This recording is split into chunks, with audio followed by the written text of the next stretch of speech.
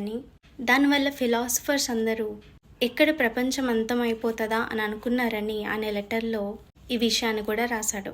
అంతేకాకుండా 3వ రోజు తిరిగి లేచారని, కాపలాగా పెట్టిన 500 మంది సైనికులు అందరూ చూశారని, సిలువ వేయమని చెప్పిన యూదుల మత పెద్దలు, శాస్త్రులు, పరిసయ్యులు ఈ విషయం బయటకు రాకుండా శిష్యులు ఎత్తుకెళ్ళిపోయారని ప్రపంచానికి చెప్పమని డబ్బులు ఇచ్చినట్టు కూడా ఆయన ఈ లెటర్లో లిఖించాడు.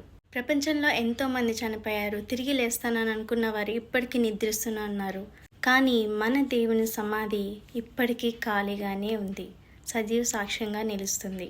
40 days సంచరించి సువార్త ప్రకటించి తిరిగి మళ్ళీ వస్తాను, సర్వసృష్టికి సువార్త ప్రకటించండి అని మన దేవుడు ఎలా చెప్పాడో, చెప్పినట్టుగానే క్రూసిఫై అవుతా అన్న దేవుడు, చెప్పినట్టుగానే తిరిగి లేస్తానన్న దేవుడు, చెప్పినట్టుగానే తిరిగి వస్తానన్న దేవుడు కూడా త్వరలోనే వస్తాడు. Jesus is coming, be alert.